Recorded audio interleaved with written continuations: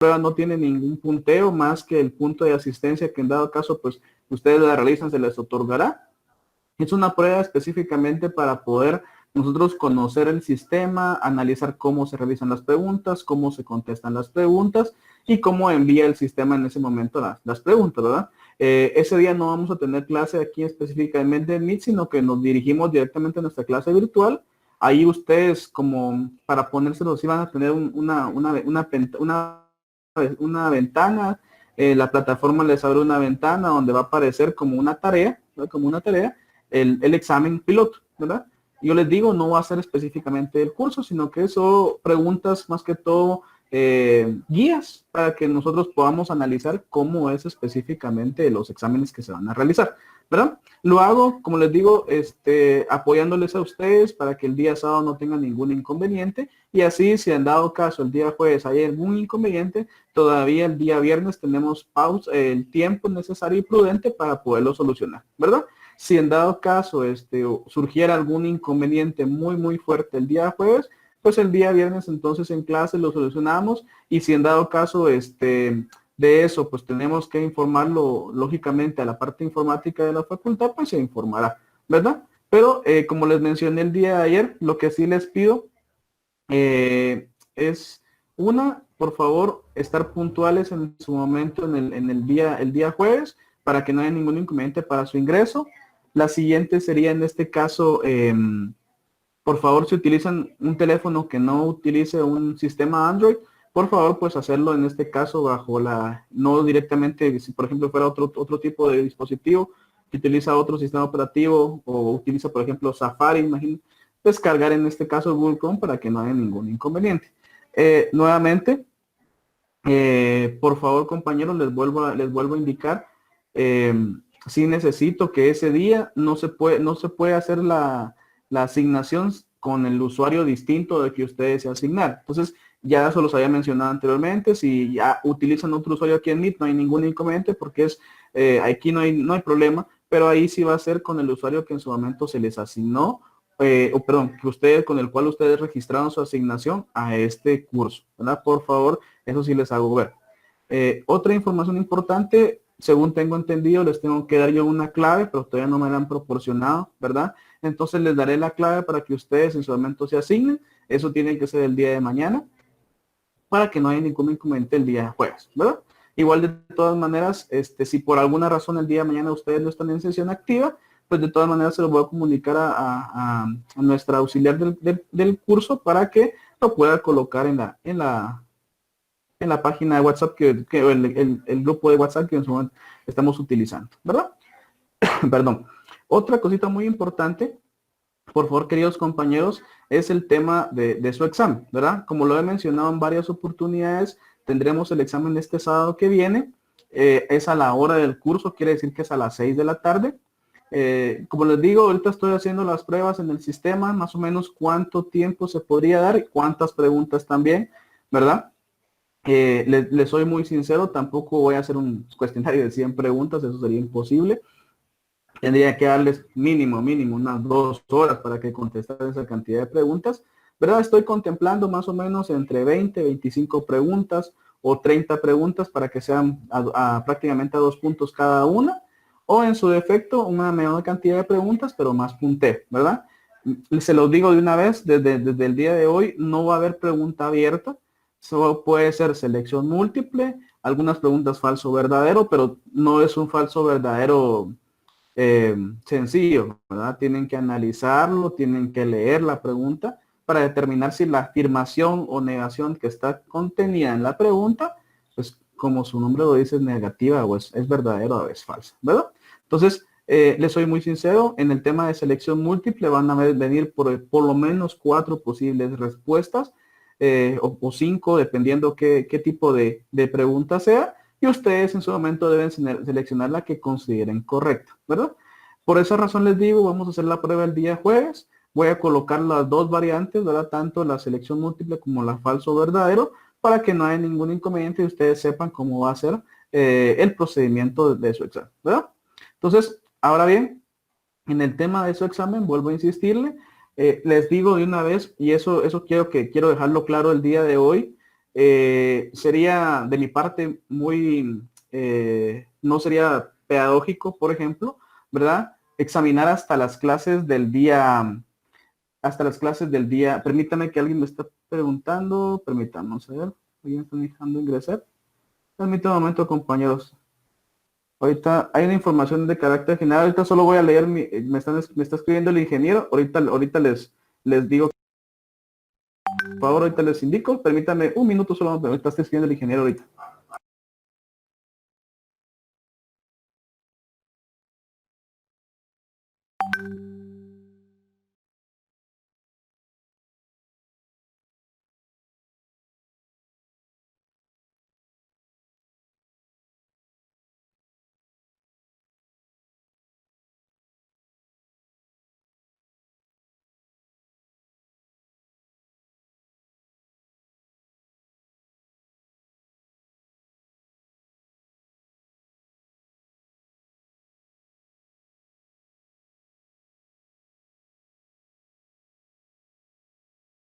Bueno, de nuevo regresamos, compañeros. Vean ahorita me están escribiendo directamente para confirmarme, ¿verdad? Que a más tardar el día de mañana, a la hora que tendremos sesión activa, me van a enviar la clave. Perdón. Ok, muchas gracias. Y en ese sentido, como les decía yo, me van a enviar la clave y yo se las compartiré, ¿verdad? Entonces, para que no haya ningún inconveniente. Estábamos hablando acerca del examen.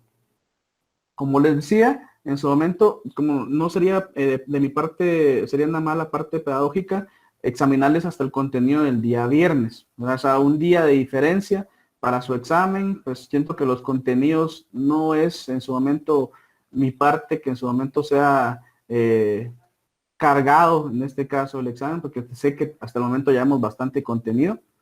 Eh, pero en tal sentido, sí les digo, compañeros, y soy muy claro, ¿verdad? Entonces, para su examen, voy a examinar hasta lo que veamos el día de mañana, nada más para este examen de este sábado.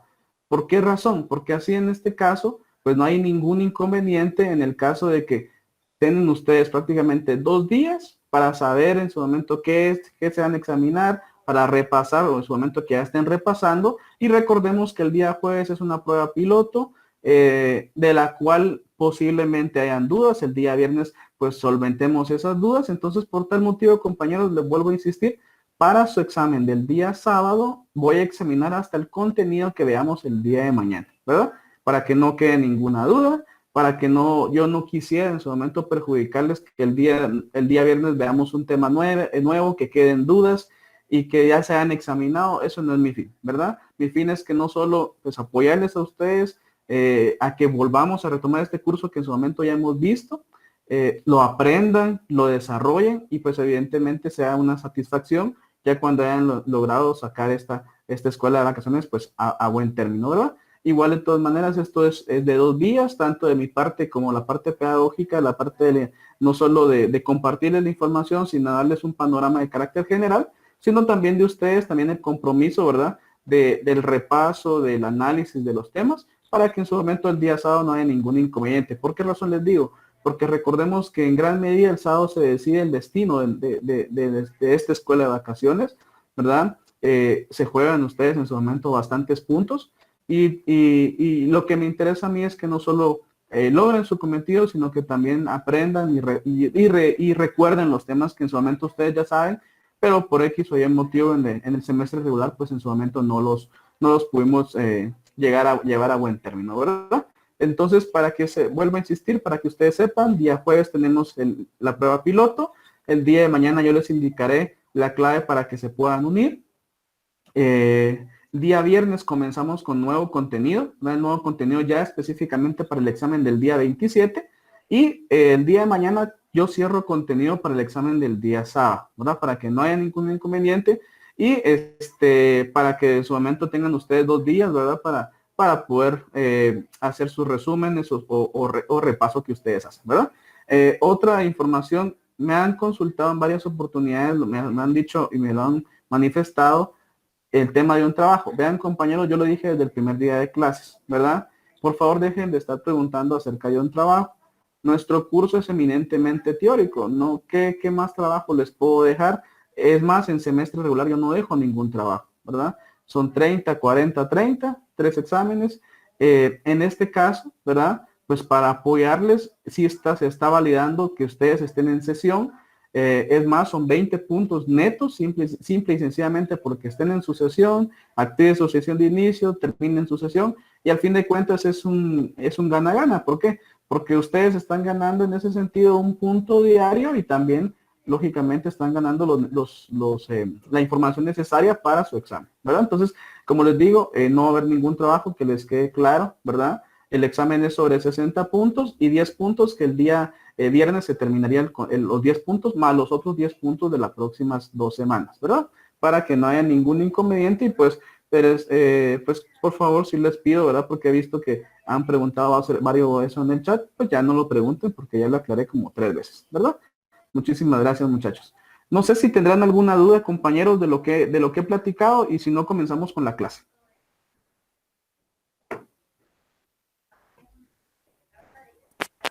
Ninguno fundamento, Lick.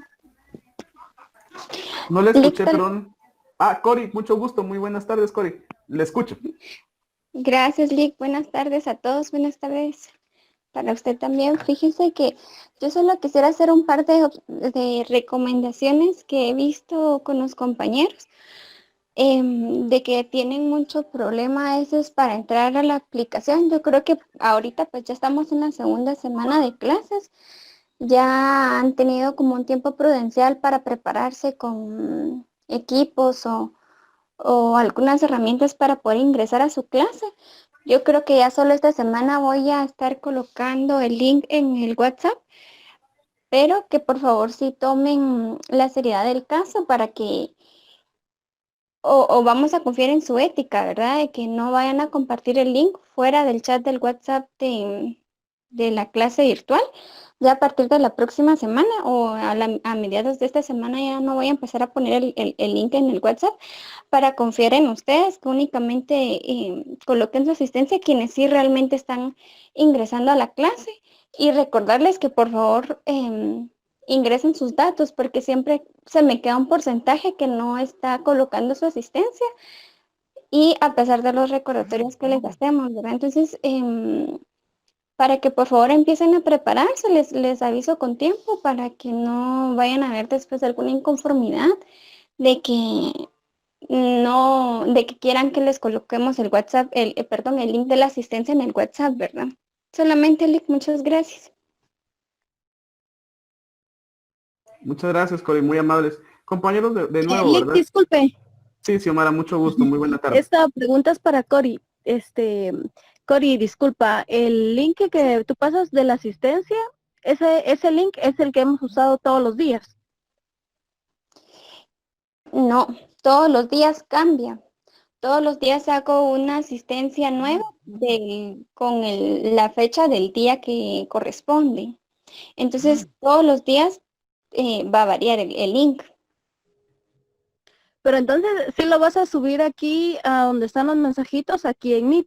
Si es solo, ya no lo vas a pasar a WhatsApp, al grupo de WhatsApp. Sí, yo creo que ya solo esta semana lo voy a estar colocando también en el WhatsApp para quienes han tenido problemas con su internet o que no encuentran un celular o una computadora, pues que me han puesto esas justificaciones, ¿verdad? Pero ya a partir de la próxima semana, por eso les hacía esta recomendación, para que se vayan preparando y tomar sus herramientas con tiempo, porque ya a partir de la otra semana voy a colocar el link únicamente en el WhatsApp de aquí, del chat virtual, ya no en el WhatsApp de la clase. Ah, ok, está bien. Gracias, Cori. Gracias, Nick. Con gusto, muchas gracias por la información, ¿verdad? Lógicamente sabemos, compañeros, y eso no es solo, si se da en clases de físicas, lógicamente sabemos que en la virtualidad, pues, eso es muy evidente. Entonces, en forma sencilla, vean, a partir de solo esta semana se va a colocar en las en las 12 plataformas. A partir de la otra semana se utilizará únicamente Meet. Aquí se colocará el enlace para en su momento su asistencia y regular su asistencia tanto en Meet como en la hoja de Excel, ¿verdad? Pues ya evidenciando todo esto, muchachos, entonces vamos a comenzar. Vuelvo a insistir, el día de hoy y el día de mañana cierro contenido para el examen del día sábado, ¿verdad? Bueno, entonces voy a presentar, muchachos, nuestra diapositiva que siempre utilizamos para que no haya ningún inconveniente de su visualización. Y voy a comenzar nosotros desde la diapositiva en el cual nos quedamos el día de ayer. Ok, en esta diapositiva nos habíamos quedado el día de ayer, ¿verdad? Evidenciando el tema de la ley de las 12 tablas, fue muy importante, ¿verdad? Algunos me consultaban y me llegaron esas informaciones porque les llama mucho la atención este tema. Vean, varios libros hay en su momento, la ley de las 12 tablas. Hay un autor de apellido González que habla específicamente, él es uruguayo, habla específicamente de este tema, ¿verdad? Es muy interesante. Él habla la ley de las 12 tablas y su relación con el derecho romano. Ese es el nombre del libro, por si en un momento dado quiere darle lectura, ¿verdad? Bueno, entonces comenzamos nosotros con el tema ya nuevo a partir del día de hoy, queridos compañeros. Vamos evidenciando también lo que son las fuentes del derecho romano. Entonces recordemos nosotros cuando analizábamos este tema como fuente del derecho, en su momento que lo vimos en Introducción al Derecho 1, Introducción al Derecho 2, analizamos el tema de la jurisprudencia, ¿verdad? Un conjunto de casos, un conjunto de sentencias en la misma vía, para poder en su momento un nuevo caso que tenga mismos elementos similares, poderlo responder de esa forma, ¿verdad? También dentro del derecho romano existe o se evidenció esta fuente del derecho. Solo que aquí se evidenciaba esas opiniones de los jurisconsultos cuando se les hacía alguna consulta sobre un tema determinado. Ya sabemos que podía ser por particulares. Cuando me refiero a los particulares me estoy refiriendo específicamente a los que son conocidos como ciudadanos romanos, tanto patricios como plebeyos, o en su defecto que los mismos magistrados respondían. Cuando hablo en su momento de los jurisconsultos, son aquellas personas que tienen conocimiento tanto del derecho constitucionario romano o por costumbre, asimismo como ya posteriormente el derecho estructurado a través de la ley de las 12 tablas, ¿verdad? Pero, ¿qué tipo de consultas en su momento se le hacía a los juristas? Ustedes en su momento como profesionales que ya son, ¿verdad? Y que posteriormente se están formando ya para el ejercicio de la profesión, pues en su momento se les va a hacer una consulta, una asesoría. Ustedes no solo van a poder determinar el tema de la asesoría, sino resolver, sabemos perfectamente, casos que van a ser de sus clientes que les van a solicitar. Entonces, ustedes, por eso es que en su momento la universidad y la Facultad de Ciencias Jurídicas y Sociales otorgan no solo el grado académico, sino los títulos. El grado académico de licenciados en Ciencias Jurídicas y Sociales. O sea, ustedes van a ser doctos en las ciencias sociales y en las ciencias jurídicas. Y aparte, ¿verdad? Utilizar el título tanto de abogado para el ejercicio de la defensa de los derechos o el notariado para evidenciar en su momento todas aquellas condiciones que son requeridas por usted o por designación, por sus clientes, perdón, por designación de la ley, para dejar constancia de los actos o hechos que en su momento son establecidos. Entonces, eso es lo interesante, lo importante. ¿Por qué? Porque a nivel general, por eso es que si ustedes se dan cuenta cuando estuvieron ahorita en el primero y segundo semestre, a nivel general ustedes no solo analizaron derecho, sino que vieron distintas ramas de las ciencias sociales.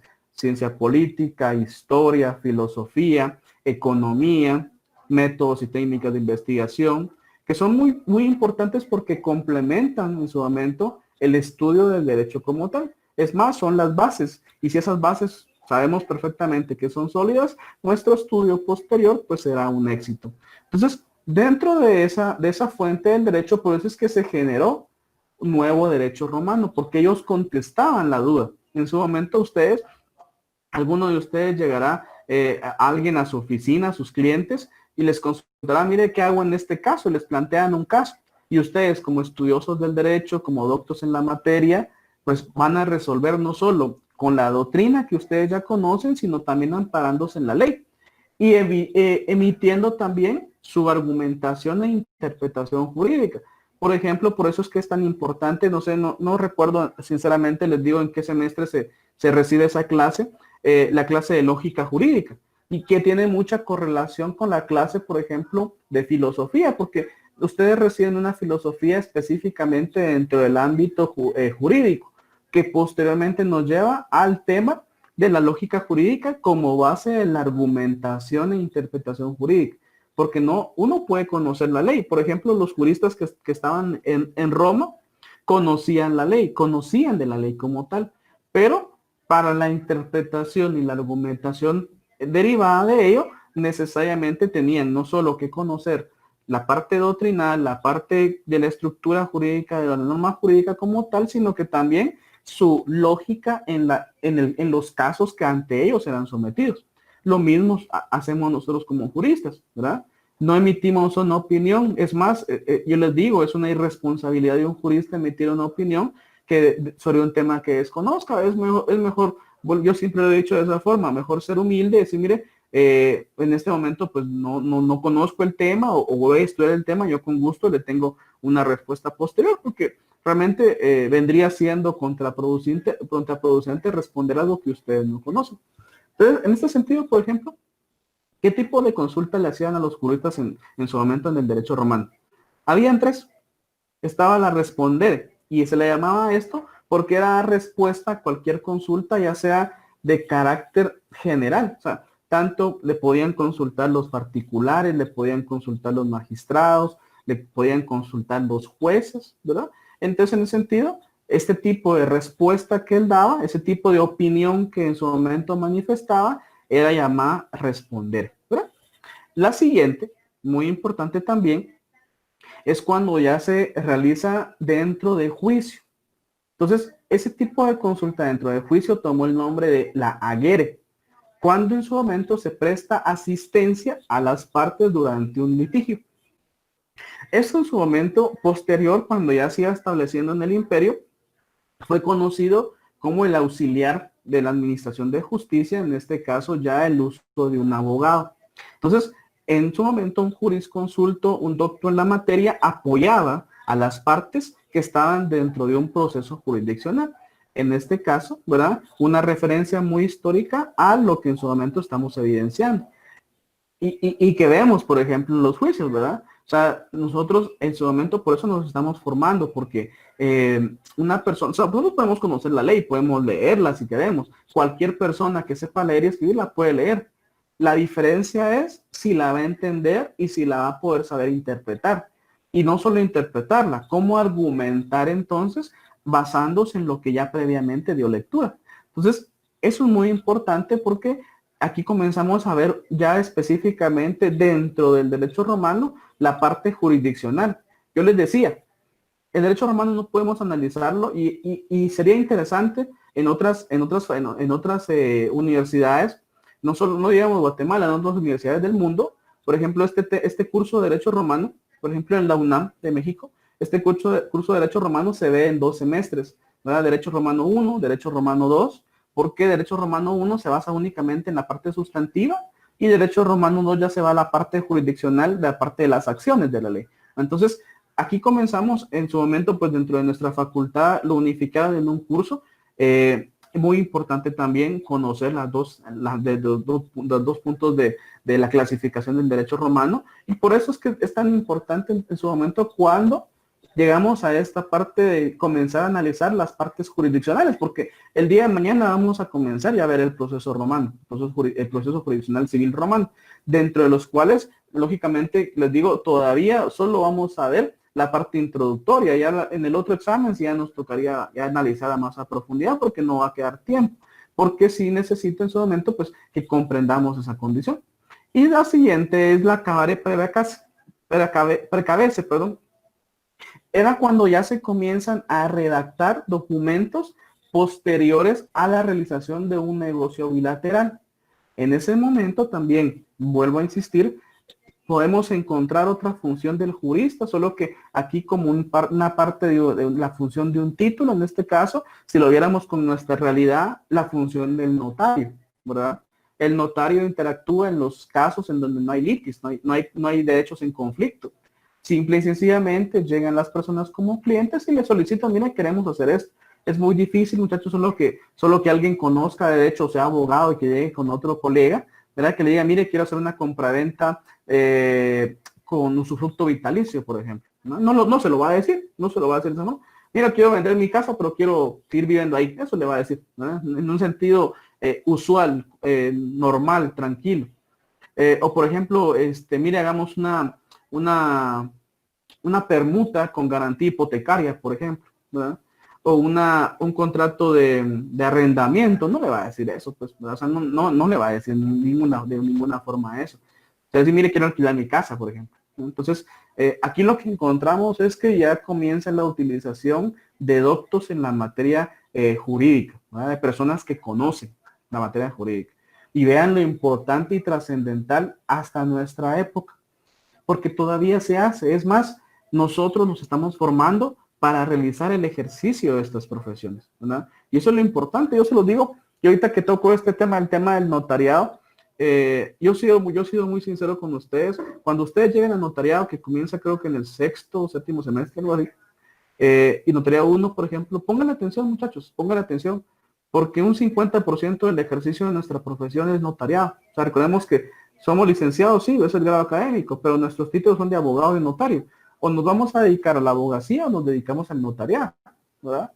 Y es muy importante, pongan atención a esos cursos, ¿verdad? Yo se los digo, son difíciles, y son difíciles, pero vean, al fin de cuentas creo yo que lo primero, es muy difícil que graduándonos vayamos el día siguiente que nos juramentan en la corte, vayamos a hacer una defensa en un juicio. Posiblemente tengamos esa suerte, pero lo más seguro es que saliendo de juramentarnos al día siguiente o a los 2 días, lo primero que vamos a hacer es una legalización, ¿verdad? De un documento, un documento privado con firma legalizada.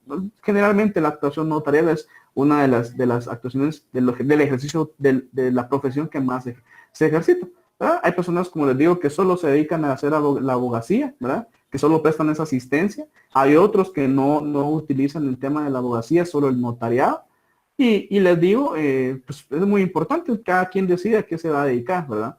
Y al menos algunos que, por ejemplo, como en mi caso, no somos melindrosos, yo se los digo, yo de cualquier tipo tanto de abogacía como notariado, ¿verdad?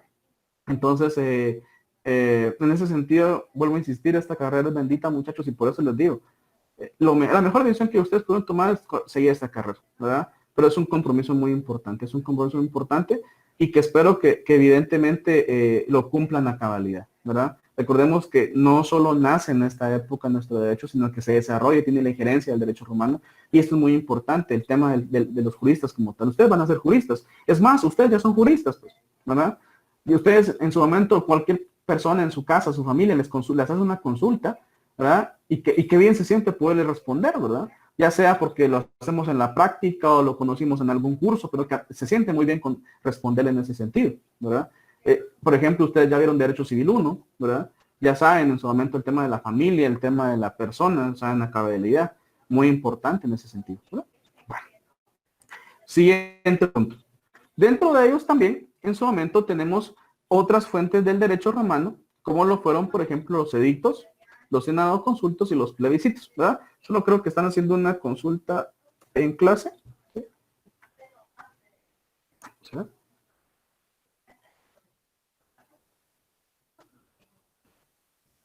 Ok, muchas gracias por la aclaración, ¿verdad, Edgar? Muy amable. Entonces, según se imparte en quinto semestre, muy gracias. Yo si lo soy sincero, no me recordaba en qué semestre se imparte, yo la recibí, ¿verdad? Igual no me recordaba en qué semestre, gracias por la aclaración, ¿verdad? Y les decía el tema de lógica jurídica porque es muy importante el tema de la argumentación, ¿verdad? En su momento pongan la atención a todo esto. Bueno, entonces, no sé, solo pregunto, compañeros, que no hay ningún inconveniente, como me salí de la aplicación para poder ver las diapositivas. ¿La estamos viendo sin ningún problema? Sí, Lick. Muchas gracias, muy amable. Gracias, ahí estamos. Entonces, con la respuesta de su compañera, muy amable. Yo no la veo, Lick. Dígame, compañero, le escucho. ¿Tenía una duda? No veo yo la diapositiva. Ah, muy amable, excelente, ya está viendo, muy amable, muchas gracias. Bueno, entonces continuemos. Vean, dentro de ello, entonces, como lo estábamos analizando, ¿verdad? Hay diferentes tipos de fuentes del derecho. Solo, perdón, compañeros, los que hablaron, solo pueden silenciar su micrófono, se me está devolviendo la voz, muchas gracias. Muy amables, compañeros, muchísimas gracias. Como les seguía indicando, pues nos referimos específicamente al derecho escrito, y dentro del derecho escrito vamos analizando cada una de las que se consideraron fuentes del derecho dentro del derecho romano. Los edictos eran declaraciones de potestad de los magistrados, la que hacían de conocimiento del pueblo de forma escrita o verbal, ¿verdad? Recuerden entonces en su momento mucha correlación con lo que actualmente vemos, ¿verdad? El edicto, ¿no? ¿Qué sucede con este tema del edicto?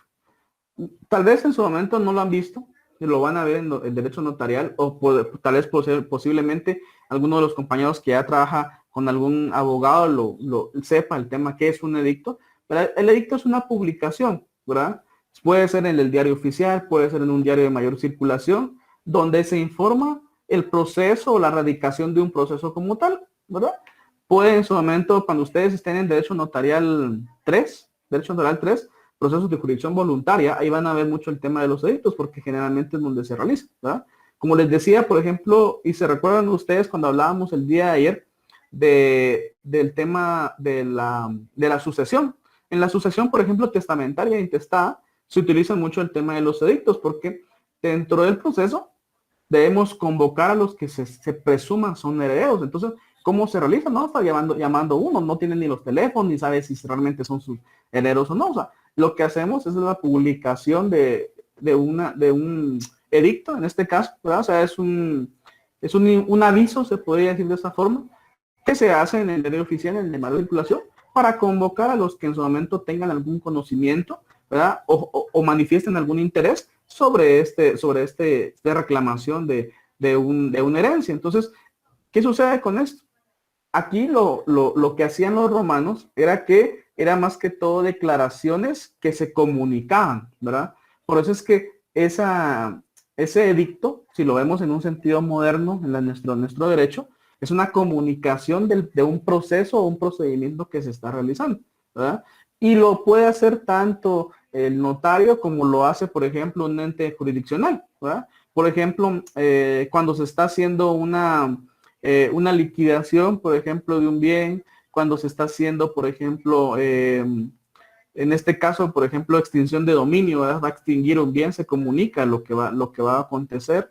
Lo hace, por ejemplo, también el registro mercantil, ¿verdad? Comunica en su momento todos estos sucesos que se ocurren, ¿verdad? En una asamblea o en su defecto dentro de la creación de una sociedad anónima, etcétera, ¿verdad? Entonces, de eso se deriva este tema, es muy específico en nuestro derecho. Los romanos lo analizaban como unas declaraciones de potestad, ¿verdad? De los magistrados, no interesando tanto si fueran judiciales o fueran en su momento políticos, eran en su momento comunicaciones de carácter oficial que se hacían de conocimiento del pueblo romano. Vean, lo interesante de todo ello es que nos dice la definición que podía ser escrito o verbal. Al inicio, en la República, generalmente se hacían de forma verbal. Eso se transformó al final de la República, ya comprendían que debía quedar establecido en un documento y se hizo de forma tradicional o formal, por decirlo así, escrito, ¿verdad? Casi en todo el imperio se tiene conocimiento de que los edictos eran por escrito, ¿verdad? Y eran leídos en una plaza pública al pueblo. Cualquier funcionario, en este caso un magistrado, podía crear un edicto porque era una comunicación directa con el pueblo como tal, ¿no? Ahora bien, tenemos los senadoconsultos. Eran consejos de un senador, o sea, consejos de los que integraban el Senado a los magistrados en el ejercicio de su autoridad. O sea que, vamos a esto, ¿cómo lo podríamos ver? Imagínense ustedes la parte de por decirlo así, ¿verdad? La parte en la cual un diputado, se lo vemos en este tiempo, un diputado convoca o cita, por ejemplo, a un ministro de Estado, que es, por ejemplo, en este caso, una función pública. Y puede en su momento una parte fiscalizadora, aunque es interesante este caso, porque si lo vemos en un sentido administrativo, ¿quién es el ente fiscalizador en este caso de la administración pública? Sería la Contraloría General de Cuentas, ¿verdad? En el caso de fiscalización, pero igual, o sea, tienen también funciones fiscalizadoras, más que todo de la parte investigativa, aunque esto es realmente bien interesante, porque vamos en su momento el ejercicio de la función del diputado a veces confunde mucho su función primordial, porque su función primordial es la creación de las leyes. Pero veamos ahí, o sea, comienzan a hacer unas funciones fiscalizadoras, de investigación, y recordemos que el ente investigador por eminencia es el Ministerio Público. Entonces, lo interesante es todo ello. Pero en el derecho romano, lo que hacían era que cuando querían alguna información o que se les asesorara de alguna manera, ¿verdad? Los senadores, recordemos, en el ejercicio del poder público y con el conocimiento que ellos tenían de la parte del Estado, pues podían informar, podían responder, en este caso, a alguna solicitud de un magistrado en el ejercicio también del mismo cargo, ¿verdad? Un consejo como tal. Entonces, y lo mismo les decía, o sea, eso puede suceder o sucedió en Roma y lo vemos en un sentido administrativo dentro de nuestro derecho.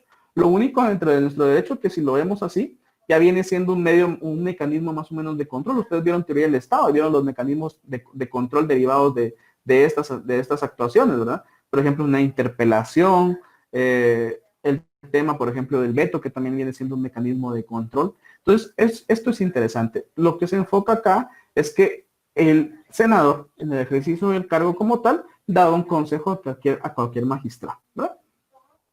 Los plebiscitos. Aquí se refiere a los documentos derivados de las reuniones de la concilia plebis, ¿verdad? Donde habían reuniones de la plebe y que se decidía sobre determinados temas. Por ejemplo, cómo se le otorgaba o cómo se elegía en su momento al tribuno de la plebe, pues en la concilia plebis. Y de esa, entonces, donde quedaba manifestada la decisión coordinada, determinada de los plebeyos, pues a través de lo que fue llamado el plebiscito, ¿verdad? Por eso es que la definición dice lo que la plebe ordena y establece, ¿verdad? Bueno. Y por último, en su momento tenemos el tema de las constituciones imperiales, ¿verdad? Vuelvo a insistir, vean, en su momento no tiene nada que ver con el tema constitucional, si lo vemos desde el punto de vista del Estado, sino que fue una decisión emanada del mismo emperador, ¿verdad? Entonces, son decisiones, son voluntades que quedan en un documento escrito, y que toman el nombre de Constitución Imperial solo por la preeminencia de la figura que las crea, que las desarrolla, ¿verdad? Y entonces, evidentemente, dentro de ellos, pues vamos a ver nosotros, hay distintas constituciones imperiales. Hay 4 variantes, las que se conocen, a pesar de que pudieron haber existido más. Algunos autores, generalmente autores españoles, y que han estudiado el derecho romano desde el punto de vista de la antigua o desde el punto de vista europeo, ellos consideran que estos son los más tradicionales, pero pudieron haber otros que se hacían sin un documento, sino que la única forma era hablado. Entonces, como era hablado, era oral, no quedó relación o no quedó una historia sobre ellos. Pero las más comunes son estos. Están los edictos o los edicta.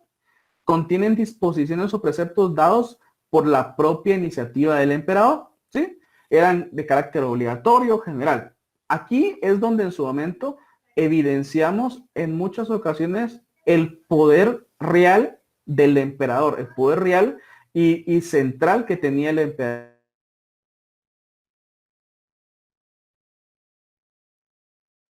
Porque él podía disponer de la república, pasamos por la época de gran penumbra, que en su momento fue llamado el tema del príncipe, pero llega al imperio. En su momento, al inicio, el emperador no podía decidir sobre aspectos legislativos, estaba limitado a eso, para eso estaba el Senado. Pero cuando comienza a perder importancia el Senado, comienza a perder poder político, ya en su momento los emperadores podían decidir sobre aspectos legislativos, podían crear ellos también leyes, ¿verdad? Y lo hacían a base de los llamados las edictas. El mandata o los mandata eran instrucciones directamente a funcionarios en ejercicio del cargo que en su momento tenían mucho interés en el derecho público, no tanto en el derecho privado. Pongámoslo en este ejemplo, se los pongo con nuestro derecho guatemalteco.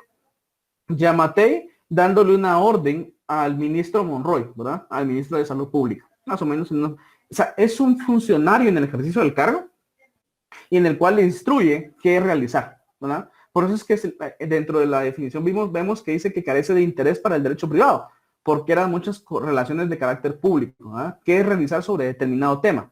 Pero en el ejercicio del cargo como tal. Los rescripta y los decreta. Los rescripta son respuestas cuando un magistrado o un juez hacía la consulta al emperador, ¿verdad? Vuelvo a insistir, en este caso, imagínense ustedes, el ministro o la ministra, por ejemplo, que es ministra en este momento de Educación, le hace una consulta al presidente, por ejemplo, por ponerlo así en un sentido práctico, ¿verdad? Y la respuesta que él le da, pues en su momento eran conocidos para los romanos como las rescriptas, porque podía ser cualquier magistrado, tanto judicial como político, y le hacía una consulta al emperador. El emperador generaba el derecho a través del documento en donde le respondía a él determinada situación que en su momento fue consultada. Y los decreta, sus resoluciones emanadas del emperador, en consejo judicial y específicamente relacionados con aspectos judiciales, ¿verdad? Por ejemplo, aquí encontramos la correlación nosotros con el tema de los decretos, ¿no? Cuando les consulten ustedes, compañeros, eso sí para su vida, porque a mí me quedó muy grabado eso, cuando les consulten el nombre de una ley, no solo mencionen el nombre, sino el nombre completo es con todo y decreto, ¿verdad? Por ejemplo, decreto 90-2005, Ley del Registro Nacional de las Personas, por ejemplo. Ese sería el nombre completo de esta determinada ley, ¿verdad? Bueno. Entonces, vean, compañeros, hasta aquí vamos a terminar el día de hoy. No sé si hay alguna duda de lo que hemos visto hasta el día de hoy, queridos compañeros. No, Lick, gracias, todo bien. Muchas gracias, Alan, muy amables. Bueno, vean, compañeros, entonces no tenemos... ¿sí? Hasta el momento no, todo bien. Muchas gracias, José, muy amable. Bueno, entonces, no sé si estará alguna duda. ¿Estamos bien? Perfectos. Muy amables, gracias. Entonces, vean, compañeros, como les mencioné, contenido para su examen hasta lo que veamos el día de mañana, ¿verdad? El día de mañana sí vamos a cambiar un poco.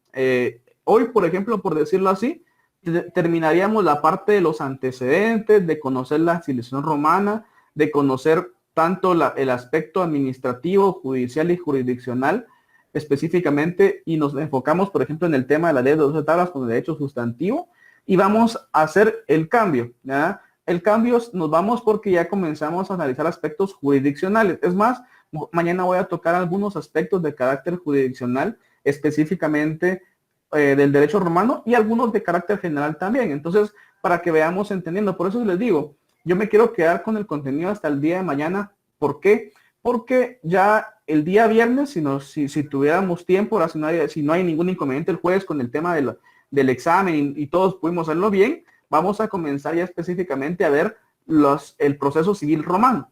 Inicialmente con la etapa in iure y la etapa in judicio.